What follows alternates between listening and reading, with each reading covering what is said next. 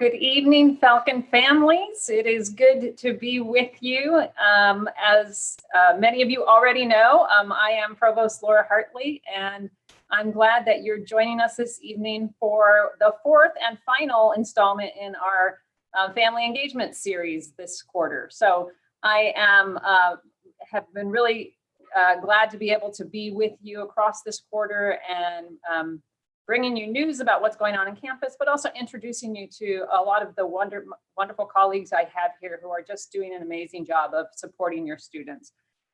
We are almost to the end of week 7, which means we've got 3 weeks to go. Hard to believe, and we're really grateful that we are doing as well as we are doing here on campus. And we're grateful for the ways that you're supporting your students as well in this time.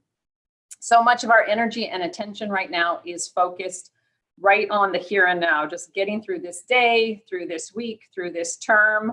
But in my work as provost, I am also trying to take the time to kind of keep my head up a little bit and look beyond this term, and even, you know, knock on wood, beyond the COVID pandemic, to a time when we will no longer be operating in this mode.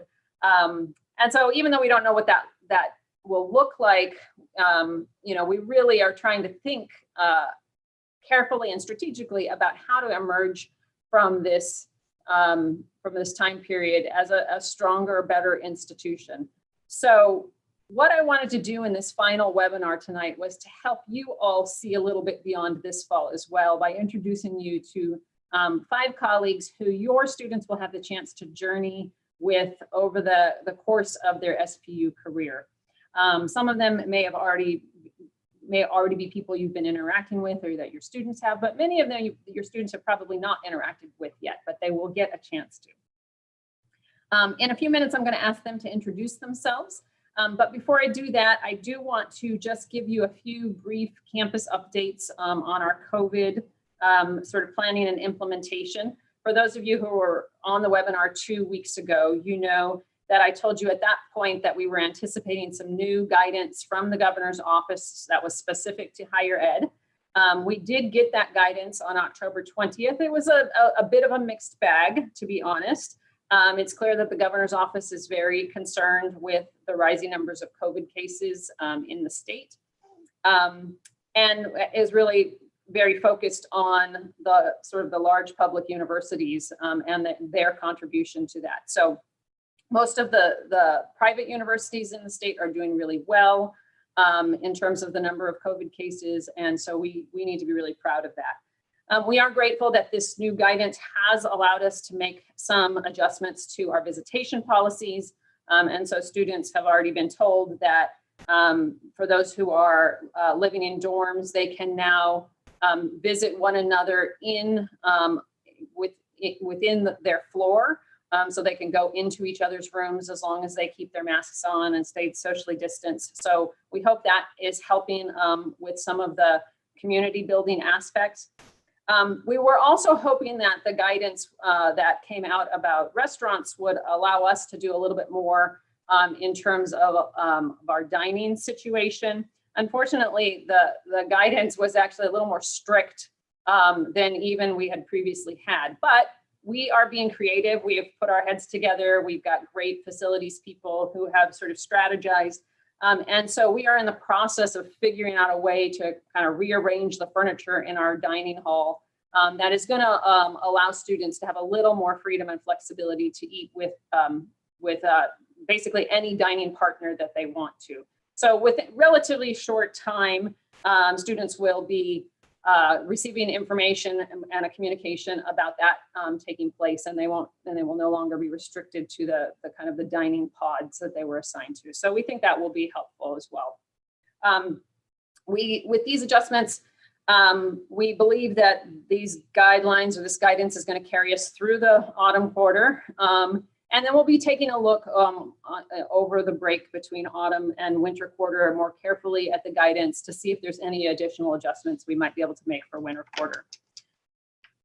I also wanted to give you a few reminders. We are reminding students of this, but it's always helpful if families are reminding their students as well that registration for next quarter is almost upon us. that registration appointments with faculty advisors and academic counselors are happening right now this week. So if your student hasn't already connected with a faculty advisor, you can sort of prompt them or prod them or encourage them to do so, so that they can register for their winter classes. Also, students who are currently living here on campus have until Monday to request room changes. We don't typically do a lot of room changes from quarter to quarter, but we are making some adjustments that will allow for students who are currently living in singles in Hill or Ashton Halls to actually live with a roommate next quarter if they want to do that. So they need to make a request to do that, and then they will be, we will not be putting more students on the hall, but we will be, in some cases, allowing students to have a roommate. So that's important. And then if you have a student who is currently living at home, but is interested in moving onto campus for winter quarter, sometime next week, about the middle of next week, I believe, the housing portal will be open and the housing applications for winter quarter will be available. And so your student just needs to apply for housing through the housing portal. And then they will, our housing office will work to get them a housing assignment for winter. All right, so that is the extent of my update. I am now going to turn this over to my panelists, and I've asked them to introduce themselves, tell us a little bit about who they are, how long they've been here at SPU, and then give them just a very brief overview of the main areas that they are in charge of. And I'd ask you to kind of listen as they're introducing themselves to think about what kinds of questions you might want to ask them about the programs in their areas. And then feel free to add those questions in the Q&A, even as you're listening to the introductions. So I'm gonna start with my colleague, Caroline. Hi, thank you, Laura, for that introduction. My name is Caroline Maurer, and I am the Director for the Office of Global Engagement here at SPU. I have been with Seattle Pacific for 1 year. I started last October, and so it's been a real pleasure to be here. My office oversees several different categories. Of course, first is international students, and we work with our students to maintain status while they're here, but we also work with study abroad. And I know many of our students want to study abroad, they want to travel, so that all comes through our office. And then we also work with just providing global connections and trying to connect students to a more global society so that they are prepared to live in a global society. As you know, our society is becoming much more global. And so that is our office, and it's been a pleasure to work with them. Good evening, my name is Chuck Strawn. I'm the Dean of Students here.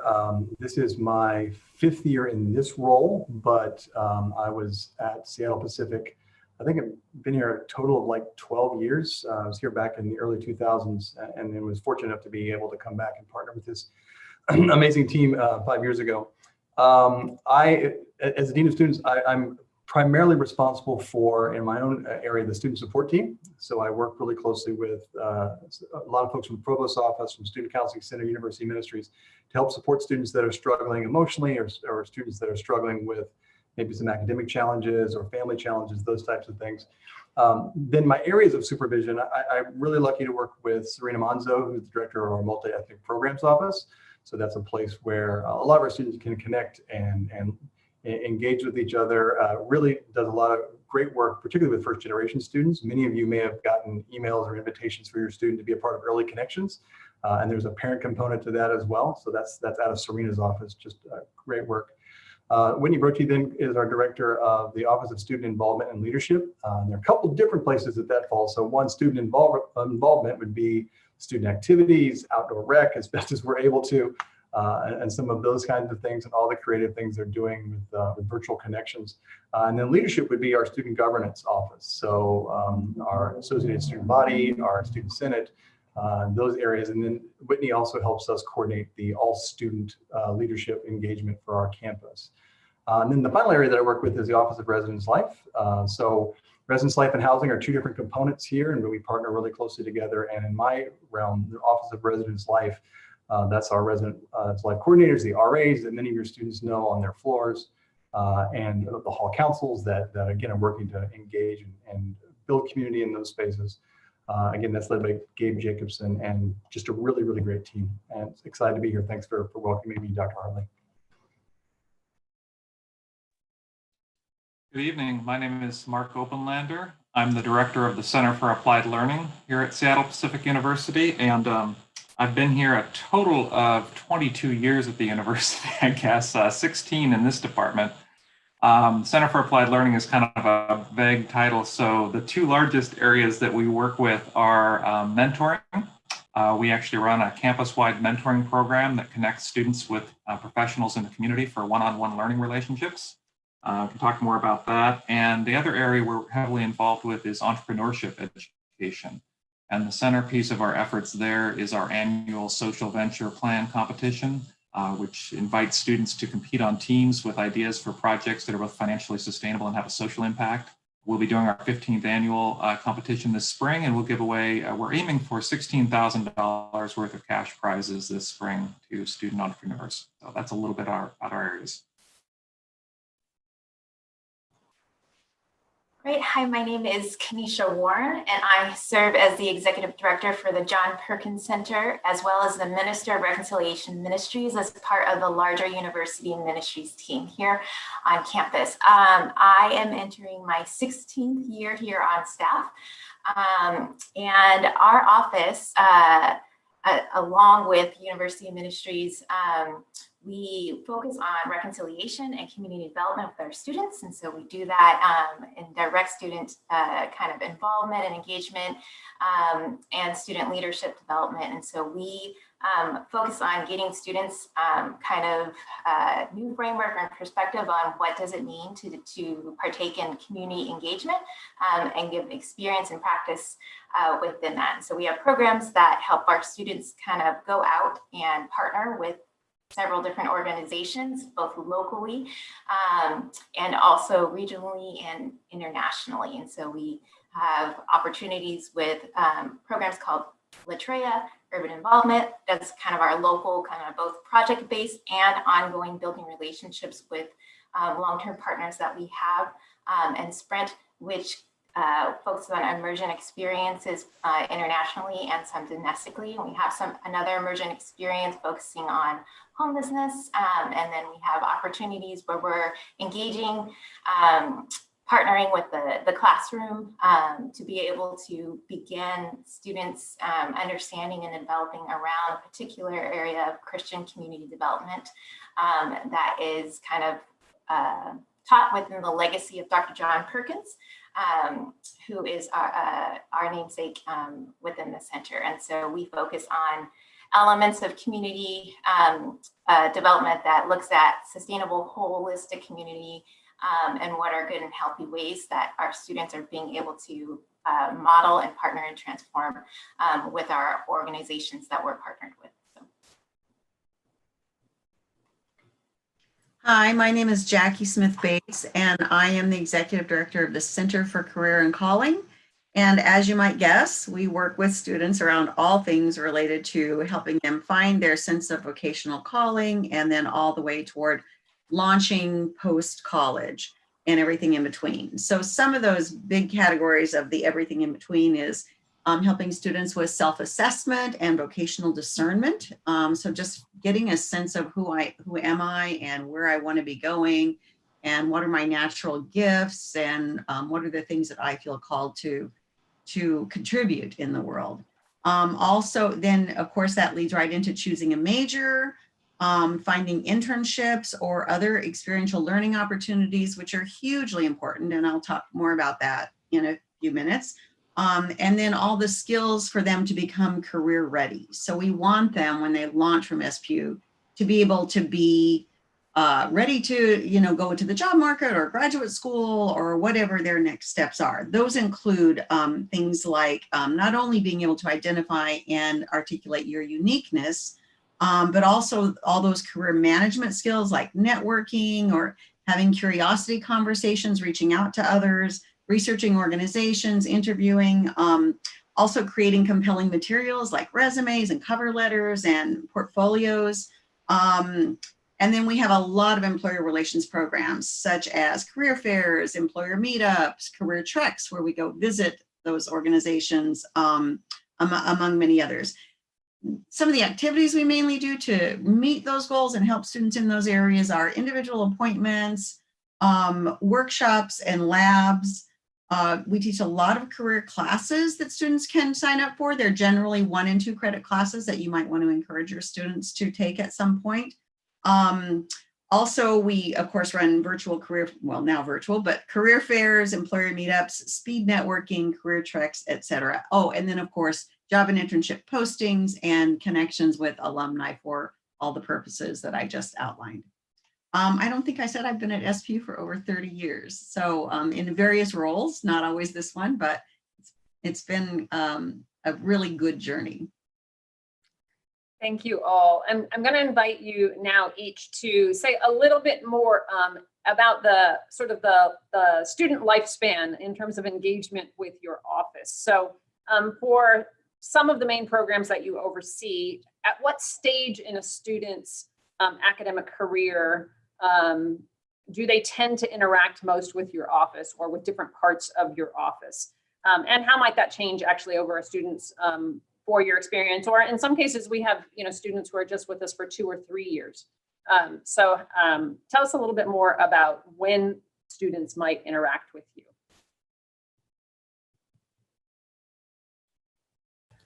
Okay, I will take that one with study abroad. Many students come to college with the idea that they want to study abroad. And it is an idea, a goal that they have, but they really do need to think about planning for it because you have classes that you have to get into your 4 years and then you have to study abroad. So we look at how we have various ways that students can participate in study abroad. One way is through faculty-led programs, and these programs are fairly short programs where a faculty member would take 10 to 15 students with them. They may go someplace for 3 to 5 weeks. Sometimes it's part of the quarter. We'll do it right before the fall quarter or right after the spring quarter, and they can count that as part of it. And those are pretty much open anytime for a student to go in their career, because it's pretty easy to fit that in. But then we also have quarter-long programs where a student would actually leave SPU for a quarter and go to another country and study. And these are the ones that take a little bit more planning. We tend to encourage students to think about doing this their sophomore year or their junior year. As a freshman, it's kind of hard to get in, but a sophomore year, they still have a lot of gen ed classes to take, and those are the ones that they can usually get when they study abroad. And so they can go there and they can get courses that they can easily transfer back to SPU. But I would also encourage them to talk to their faculty advisors, because some programs connect very well with a certain major. And so that major may say, oh, it would be best if you went this quarter your junior year, or it would be best if you went this quarter. For example, for nursing students, because they have a very tight schedule, we have worked out with the faculty and the department and with our study abroad partners, so that if you are in nursing and you want to study abroad, the best time to do that is spring quarter, your freshman year. And so you need to be planning right away when you're going to go and how you're going to, what courses you're going to take. But study abroad is very doable for students, whether it be a short-term program with a faculty member in the summer before classes begin, or if it is a quarter-long program where they go and they interact with, students in Italy for the whole semester. So that's, usually when we encourage them to think about study abroad. Thanks, Carolyn. Thanks, Carolyn. So in terms of interacting with my area and my office, I think that it's pretty much throughout the student experience. It depends on really what they're interested in, what they're engaged in. And let me start actually by asking or answering a question that was asked in our chat. And that is with the student support team, with students that we're concerned about, how do we know about that? Sometimes we get that from our faculty, and sometimes we get that from an RA, another student, someone in our student financial services office or student academic services office. All of our folks on campus have got their radar highly tuned in order to help make sure that our students get the support that they need. And many times those students will get that support with that other person. You know, that other person will mentor them or help get them the resources that they need. But in those cases where there's some additional things that are going on, or maybe people don't have the relationship that they might, we actually have a form online, and I'll work with Dr. Hartley later to make sure that that gets out to folks. But there is a form that folks can submit that would allow students and their concerns or the issues that they might be having to be sent to our direction. And then I partner with folks all around the campus, including most of the people gathered here tonight, to do a little triage and just say, okay, who's got a relationship with this student and who can help them? And again, excuse me, that transcends the student experience. That can be everything from a freshman who's having some, transitional issues, or it's the first time from home, or maybe there's some financial things that are going on, all the way to a senior who, it's my last quarter and I really don't want to graduate. So what am I going to do? I'm overwhelmed, and I've worked with Jackie and things are in process and I just don't know. So there's a lot of opportunities for us to engage with our students and support them. And we try to be as proactive as possible, but that's a great opportunity. And again, I'll get that link out to everybody as a part of our time today. So more broadly than that, then in my areas, for your student, let's start with multi-ethnic programs. Many of our students have already interacted with Serena and with her team as a part of Early Connections. And that's going to be one of the things I think that can happen moving on along.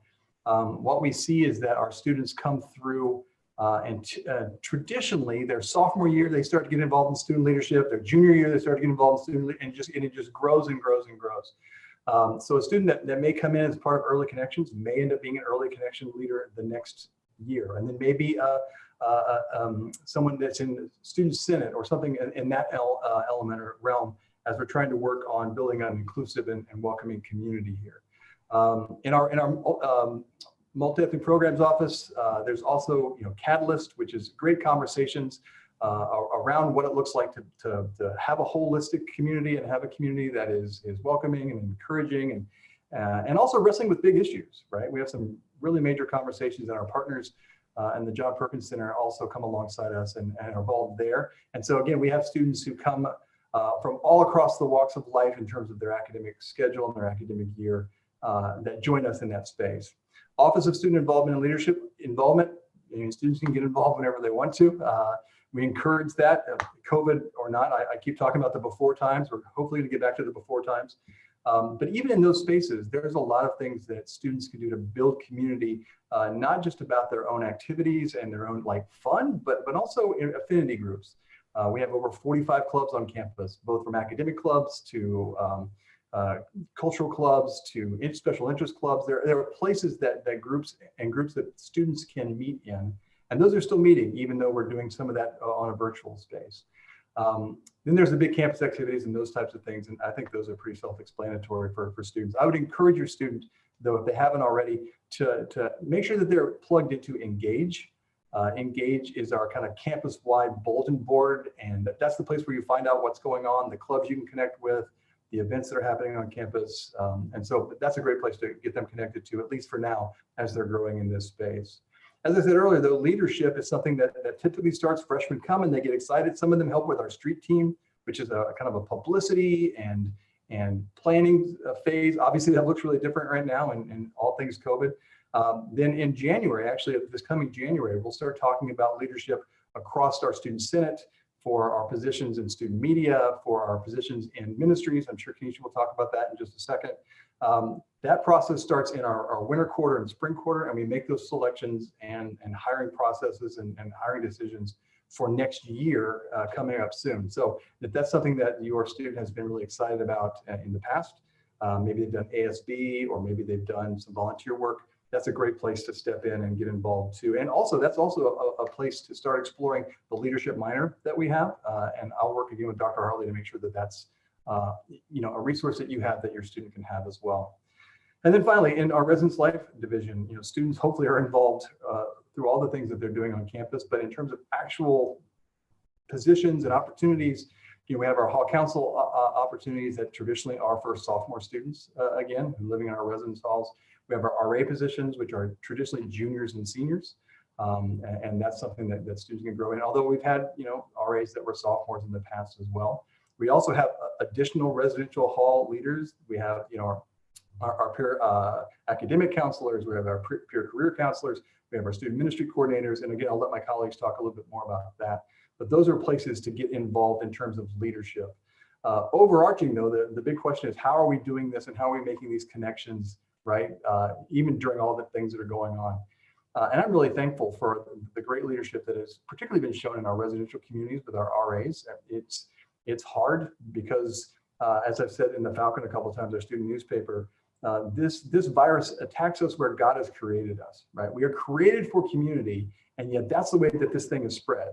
And so the very ethos of who we are at SPU has really been challenged, but I think our RAs are doing really great work, not only in, hey, let's stay by the guidelines and keep each other safe so we're not in quarantine or we're not sick or those elements, but also in starting to come together and figure out ways to make some good connections and some good relationship building within the parameters that were given by the state and also by the institution. Dr. Hartley talked a little bit earlier about some of the changes that are being made in terms of visitation and engaging each other and dining together. I just had a couple of meetings earlier tonight about some other opportunities and other options that we're looking forward to for January as well. I don't want to get out ahead of myself because the governor can always change things, but I'm happy to answer any specific questions. But at a broad level, that's a little bit of what we're trying to do.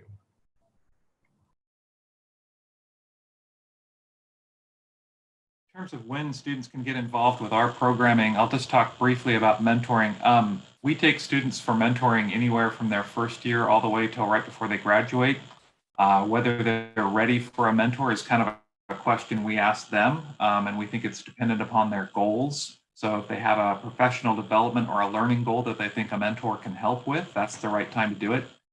For a lot of students, that's sophomore, junior year, but we get some first year students as well. I just placed a first year student with a VP at Costco this week for a mentorship because that's what she was looking for and she knew what she wanted.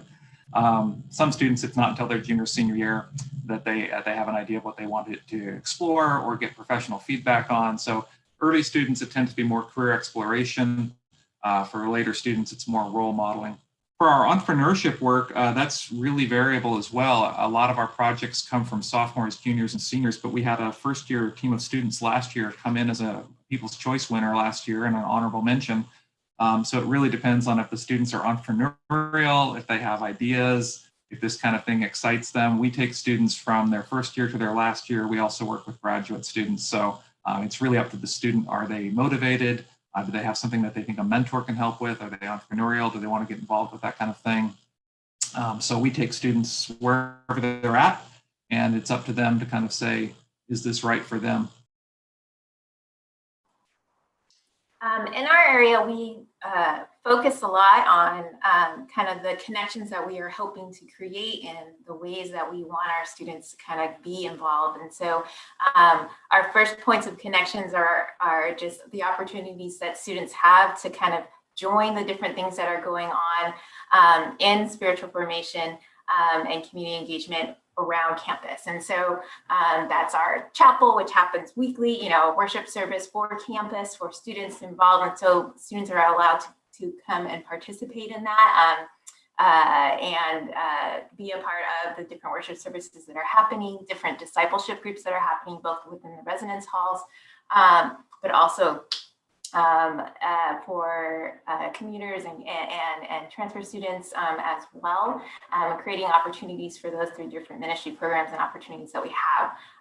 And then our ways in terms of practicing and engaging community in the larger, I guess, region. Our students usually comes in and they will hear about, programs just in terms of the different points of connections, either like through Chapel and different mainframes like that, or ways in which we do connect and partner in the classroom. So they have a touch point to grow an awareness of who we are and what we do and ways to get connected. Generals or students have the opportunity to generally volunteer kind of with our offices in terms of the different partners that we have. And so some of that is quarterly project-based work that we're doing with organizations, supporting the work organizations that are doing. So they can be, they have been cleaning projects, it's been working with the food bank.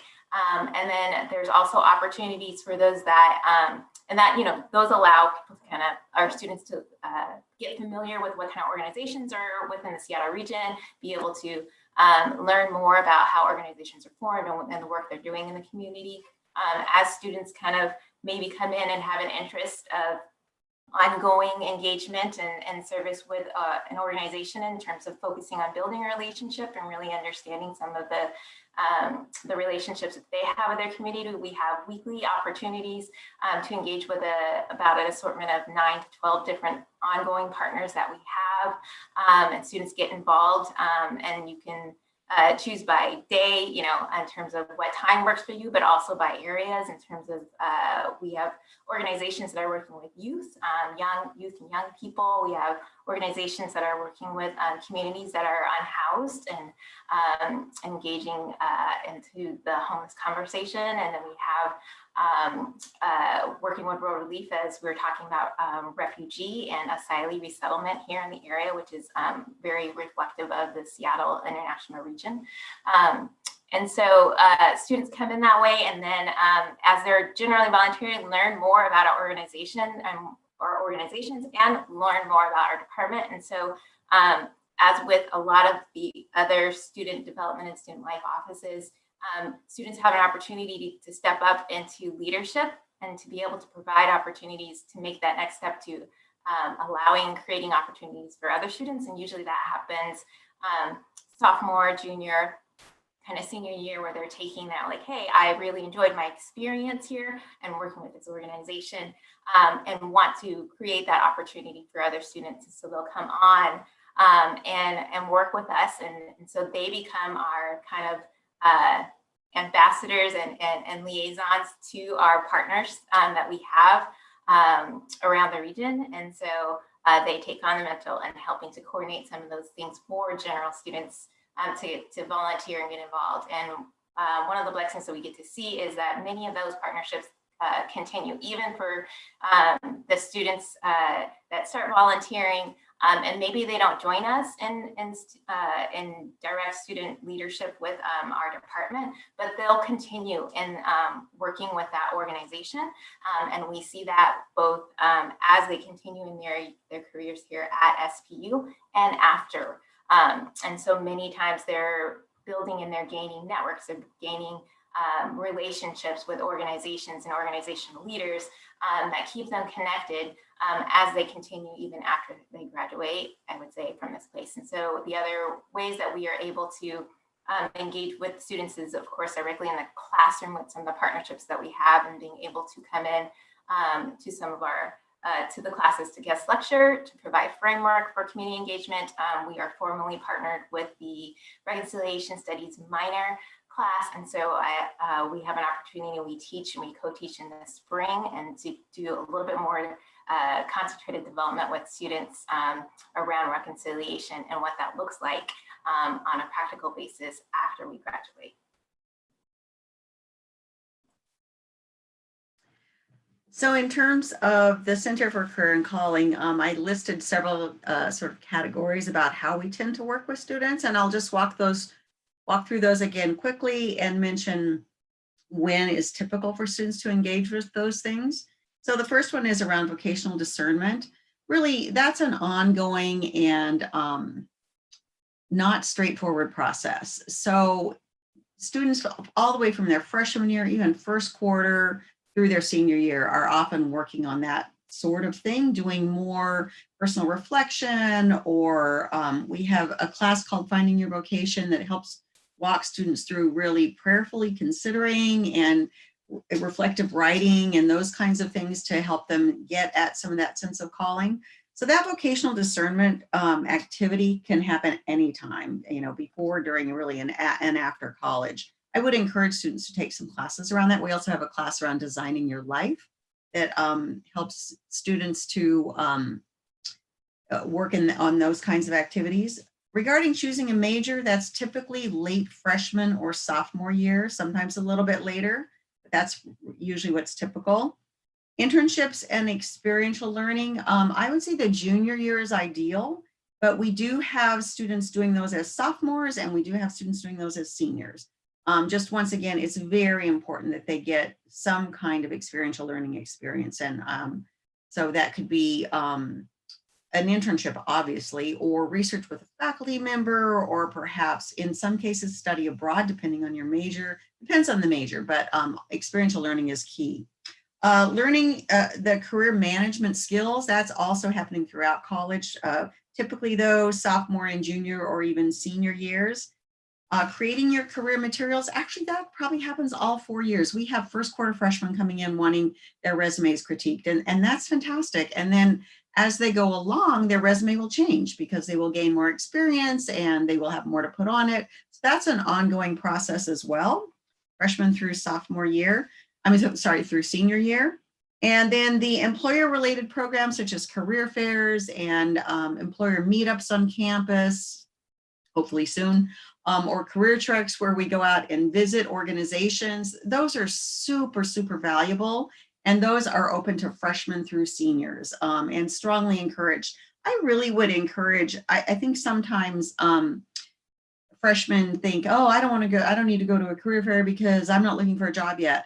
But you learn so much by just going to a career fair and getting comfortable with doing that. So I would strongly encourage freshmen to do that as well, even if it's just to sort of check it out and go, oh, okay, I'm still breathing when I walk out of here. So again, for all 4 years, those would be great for your students, or 4 or 5 years. Thank you all. Obviously, this is a very unusual year. And so we have all been challenged in various ways with having to kind of rethink the work that we do and how we do it. And so I wonder if a few of you might share a little bit about how the COVID pandemic has challenged the work of your office and some of maybe the creative ways that your office or people in your office have adapted and kind of flexed and to provide great service and opportunities for students, even while we can't do some of our normal programming.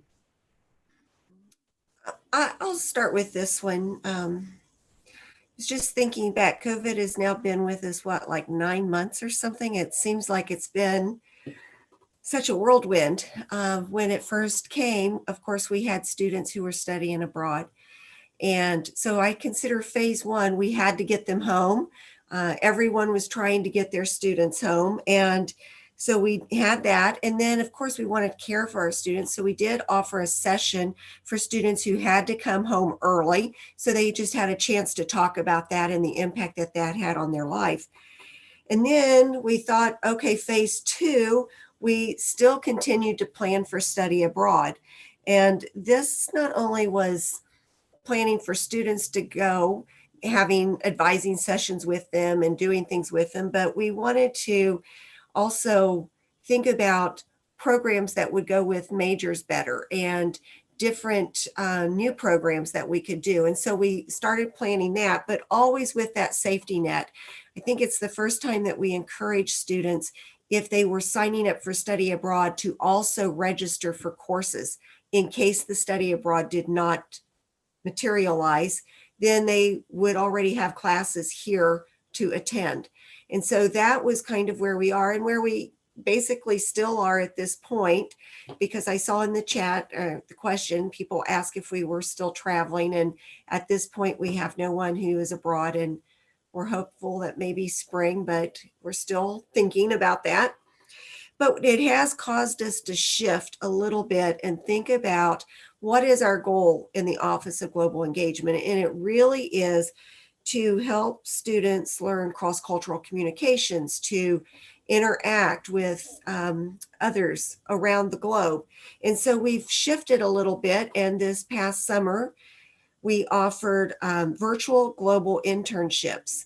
And we had several students who opted to do this, and they had an internship with a company from Canada to South America, and they were able to actually get credit for an internship in a global setting.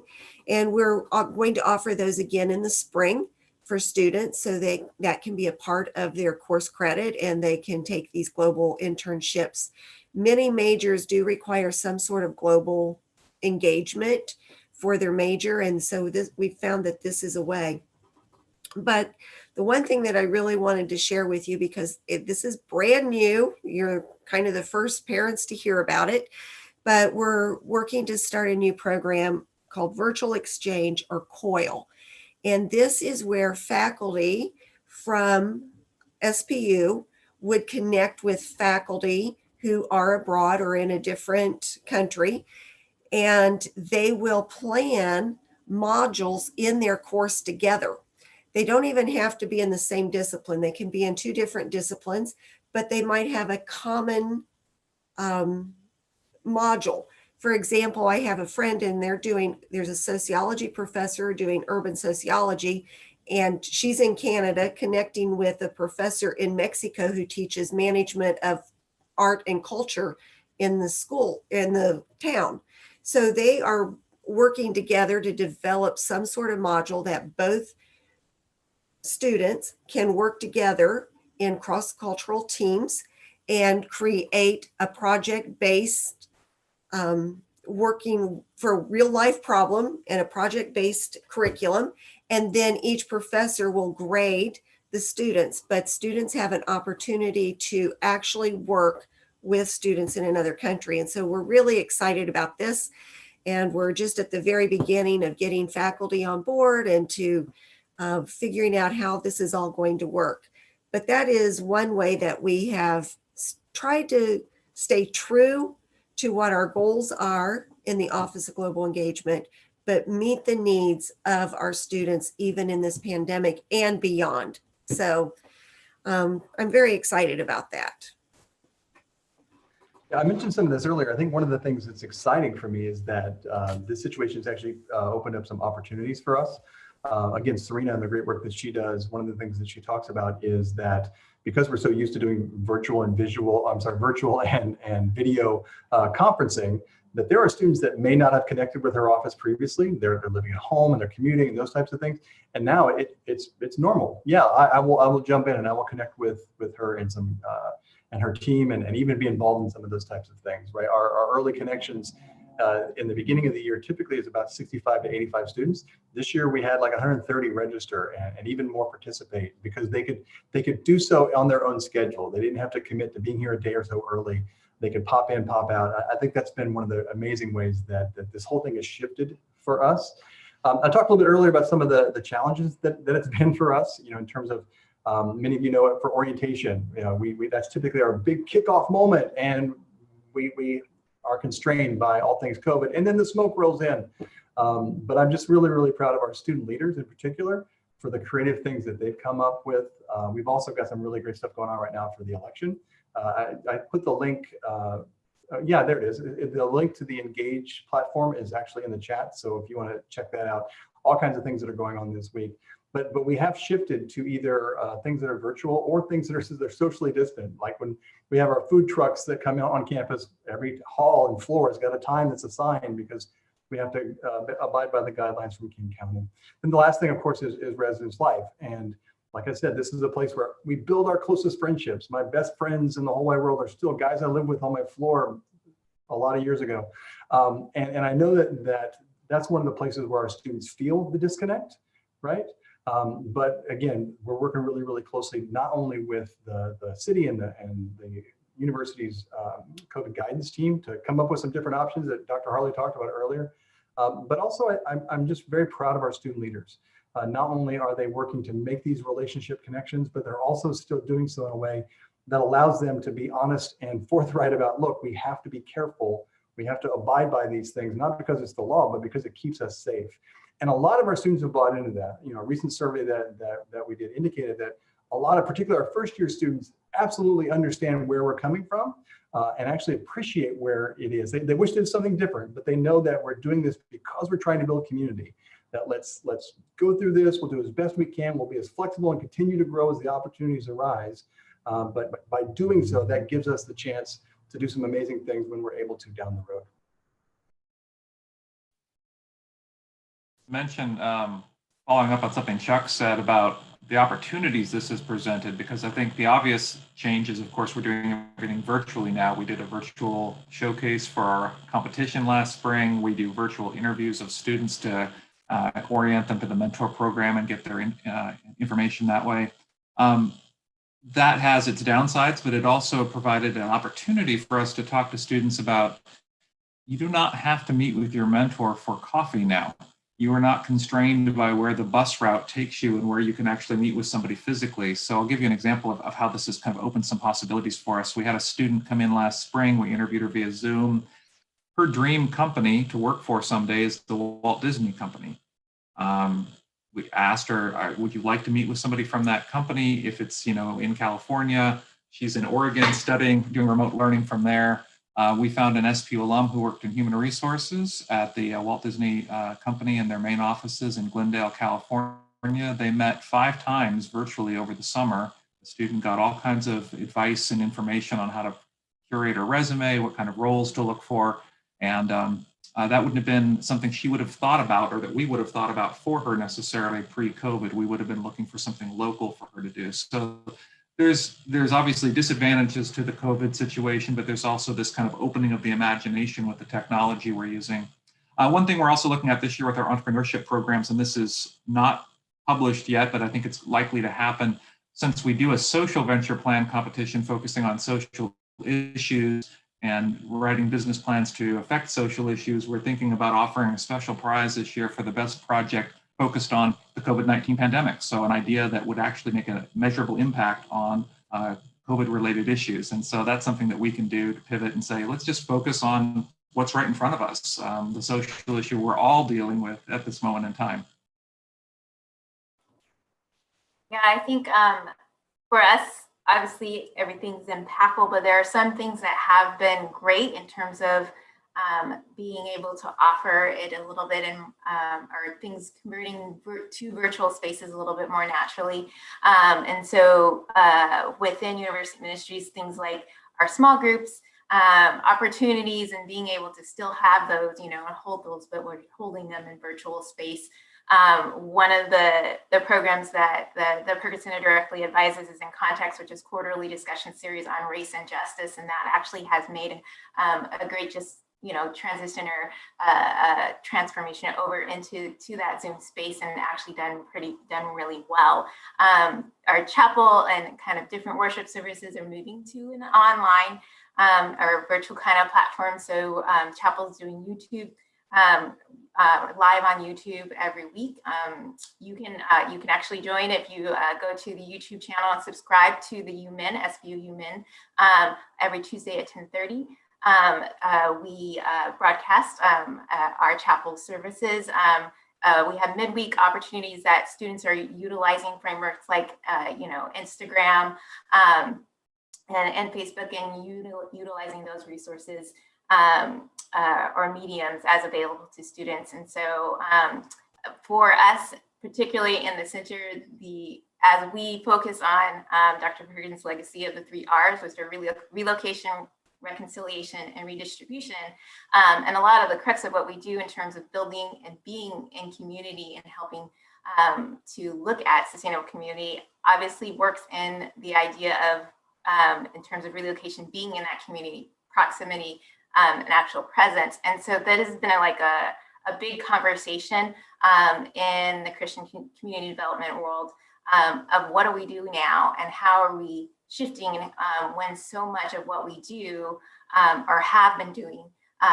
operates on being proximate, being in the community, being physically present, and building relationships and being of help. And so that's taking a little bit of recreativity in that. And so some of our partnerships that we We've been working with them, obviously since the summer to kind of think about like, what is this going to look like coming into the fall? And so some of them are doing virtual opportunities that we're able to support. And so tutoring that we're doing virtually with young people, and some of them are doing some other kind of virtual programming that we're helping to kind of having volunteers to continue to stay and play a role in that. We do have some of our, for us on staff and our student leaders doing the continued work of working with some of our partners that are doing kind of light in-person programming, but just trying to help walk alongside of them, because we're still trying to figure out how do we continue to support the partners that we have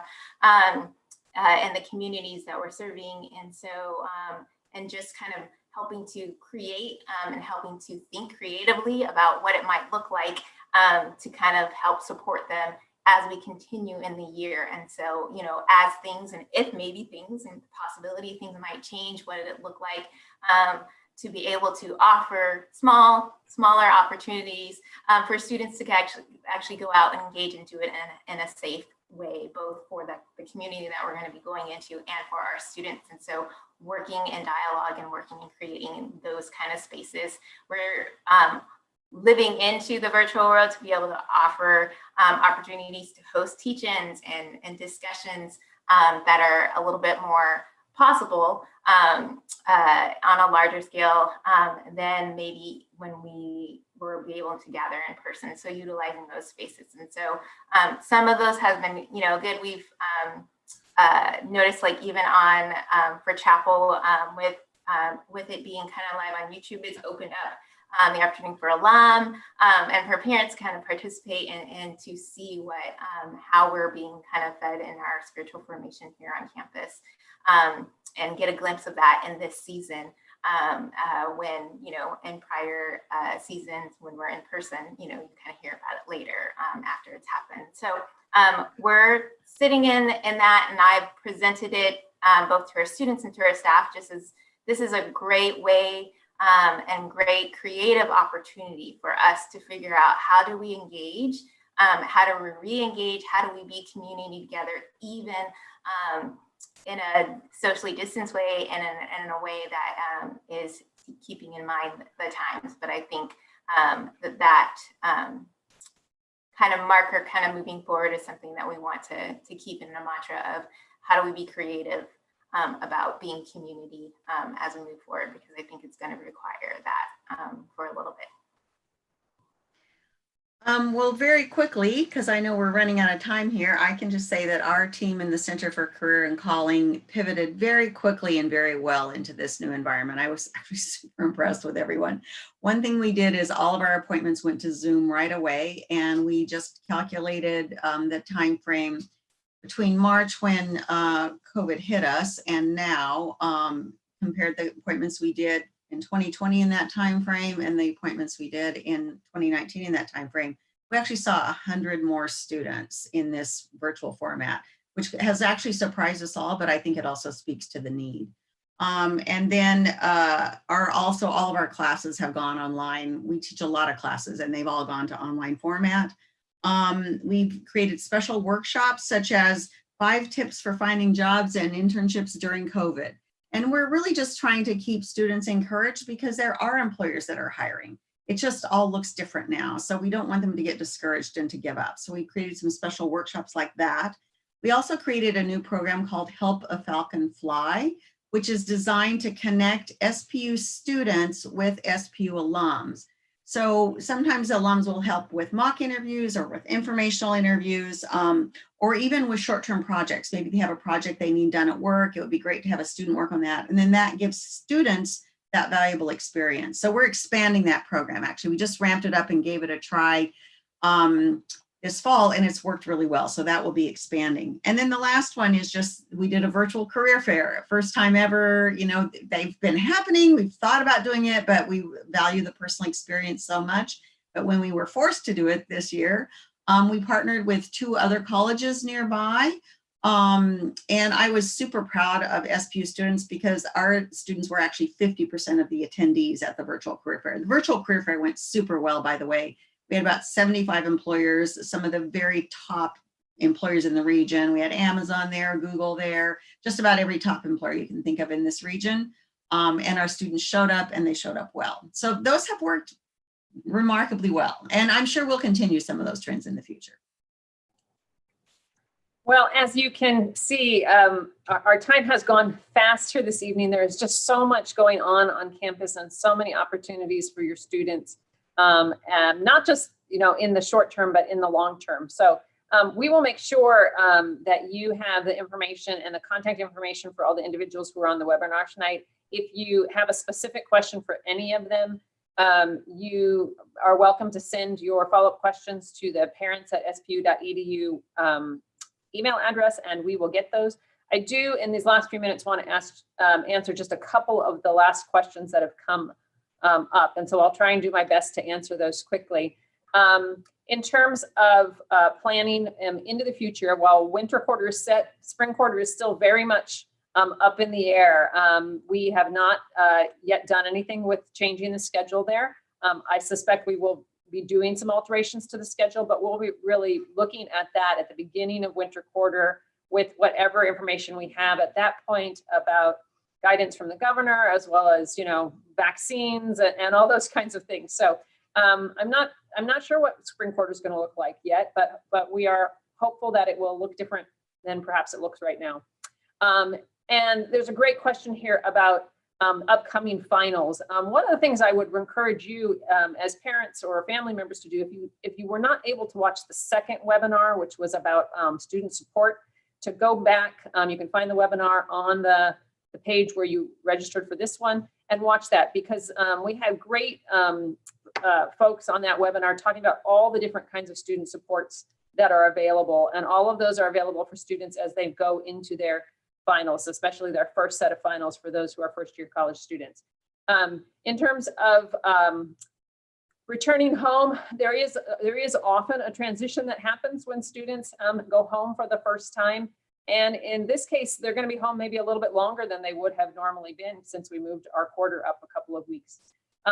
So as families, you all just need to be sort of patient with them and with one another. I think that's a lesson for all of us in this time of COVID. I suspect that given all of the technology that we've been using this term, that they will also find it easier to keep connected to one another. So I'm not sure exactly what this break between fall and winter will look like. It may look a little different than what's normal. That brings us to the end of our time. Again, if you have any additional questions that we weren't able to get to tonight, I would encourage you to send them in. And I just really appreciate you taking the time to be with us, not just tonight, but for those of you who have joined me in previous webinars as well. Thank you for hanging in. And we look forward to connecting with you in the future, as well as your student continues with us here at Seattle Pacific University. Thank you so much. And thank you to all my panelists. Really appreciate you being here with me this evening. So good night, everyone.